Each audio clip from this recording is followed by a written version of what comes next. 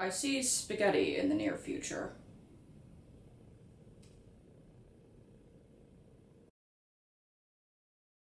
Now that I think about it, it might have been cheesecake. Hello. How are you? In the 10 years that I've been reading, I've come across a number of books, some of which I really enjoyed.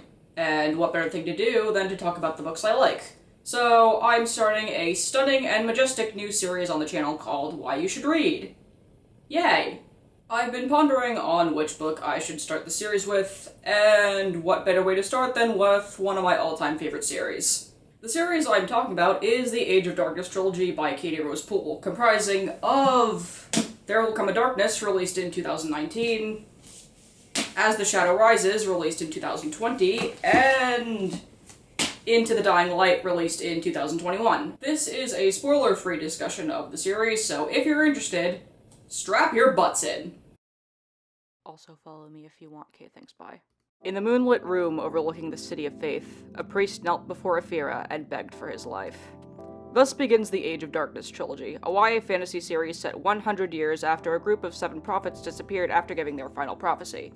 It's also an opening sentence that's been living in my head rent-free for the last 2.5 years. So, the usual. Anyway, before the prophets vanished from the face of the earth, they also spoke of a last prophet who could either save the world or destroy it. The prophecy sets off a chain reaction, sending 5 people on a collision course. Or maybe I should say 5 chaotic forces of nature in human bodies, but it's fine. I love them all anyway. More on them in a bit. If you're familiar with high fantasy and the history of fantasy tropes, then there are quite a few things you may be familiar with, namely prophecies with the dash of the hero's journey. I grew up being pretty averse to tropes, namely the ones that have been driven into the ground, but now I'm one of those people who thinks the use of those tropes is more important. So if you were to ask me how the Age of Darkness series handles the tropes it uses, I'd say it does so reasonably well. The series handles the prophecy in a way that allows it to serve as the foundation for an emotionally compelling character-driven story. And on that front, it also excels. On the plot front, it should be said now that the plot and the world are not quite what they seem. When we're introduced to the world of the Age of Darkness, the prophets are gone, as I said, there's a maniacal cult hunting down people who have a particular ability known as grace, and the end of the world is totally not on the horizon at all. Anyway. At first glance, the plot seems relatively unassuming, but as the series progresses, there's an intricate network of events and plot threads, including a particularly spicy event that may just have paved the way for the so-called end of the world. Obviously, no spoilers, so I'm just gonna leave it at that, but those plot threads are tied up very nicely, and I would personally say it's worth it to read on and see just what's underneath the surface. The prose strikes a balance between accessible and lyrical, and if you know me well, or if you're my dad, you will know that type of middle ground is what makes my heart do somersaults of joy. The dialogue also feels very natural, and there was never really a time where it felt forced or stilted. The prophecy takes center stage in the first book, though perhaps the biggest theme by the end of the series is the power of the heart and the heart's desire. I know, sounds kinda corny, and I'm not even sure I have that one on the nose, but it's really the best way I can put it. I mean, it's literally about 2 gay disasters trying to save the world with the power of love. What more do you want? The world itself and the lore behind it is very fascinating. There are 6 cities named after most of the 7 prophets. Emphasis on most. For example, much of the first book takes place in the city of Palus Athos, aka the City of Faith named for the prophet Pallas. We don't talk about Pallas. Part of the second book takes place in the city of Bethesda, aka the City of Mercy, named for the prophet Bethesda, and so on and so forth. The setting is very reminiscent of the early Roman era, and Palus Athos in particular draws heavily on Greco-Roman influences, which I live. And if you're into that type of setting, then chances are your heart will also do somersaults of joy. The magic system is also interesting on its own, and again, I'm not sure how much I can say without dropping spoilers, so I'll just give the gist of it. There are 4 types of magic aptly known as the 4 bodily graces, all correlating to the body in some way. Like, let's say you have a few healers there, and a few people who could find anyone in the world if they wanted to there, and a few people who could probably run 20 marathons consecutively over there. All while people are creating streetlights with their mind in the background. There are also 4 legendary artifacts of kinda sorta mysterious origin, which, again, seem unassuming at first, but turn out to play a major role in the story. Am I saying too much? Anyway. One of these artifacts does get mentioned in There Will Come a Darkness, so, who knows? At the foundation of this majestic magic system is the life force-like essence known as Esha. I say that because it's not only what keeps a person alive, but it can also be used as a sort of fingerprint or ID for people who are capable of scrying and things like that. Probably the best part of the magic system, to be honest. Now for the cherry on top, arguably the greatest part of this series. The characters. The story follows 5 characters who are destined to either save the world or destroy it. They may or may not do both. No spoilers. All 5 of them play equally important roles in the story and share equal roles in the spotlight, even though a couple of them take the forefront more than others by the end. Regardless, they all develop in their own ways, and all of their character arcs play out brilliantly, in my honest opinion. There's also all of the interactions between everyone in the cast, and that, along with their practically tangible motivations, makes them feel that much more real. Am I wording that correctly? I don't know, words are hard. As I said, all of the main characters play equally important roles in the story, so I might as well start off with the one we meet first, because why not? Ephira is an assassin going by the name of the Pale Hand because of her method of choice, which is draining other people's Esha. Kinda like a dehydrator, probably. For the last several years, she's been going around being a general menace to society, but I guess that's what society wants you to think. We learn early on that there is a very viable reason Ephira does what she does, and it's not just getting rid of the bad guys. Pretty much the only other reason she took up the mantle of assassin is to keep her younger sister Beru alive and keep her illness at bay. What kind of illness, you may ask? Well, it's complicated. Ephira can come off as kind of selfish in the first half of the series, though, to be fair to her, she is very desperate. Beru, on the other hand, is just watching her sister yeet people, and for most of the first book, she just goes, "Why am I here?" I don't blame her, she asked for none of this and got it all anyway, but I digress. The dynamic between the two sisters is quite compelling, and it's their relationship that's the catalyst for their character arcs, both of which were quite entertaining to read about.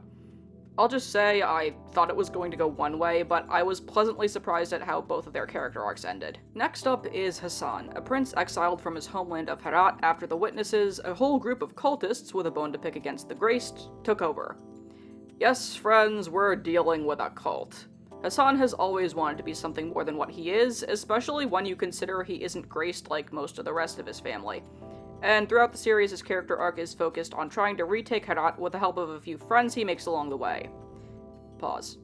Hassan does have his moments, but again, I don't really blame him. He's a little bit like Squidward when he wears that "I really wish I weren't here right now" button, which... same. Now for the last two, and I saved the best of these angsty children for last.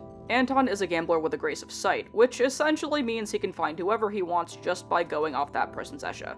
For the last 4 or so years, I don't know, I lost count, he's been running from his borderline sociopathic older brother, who's got quite a few uses for him.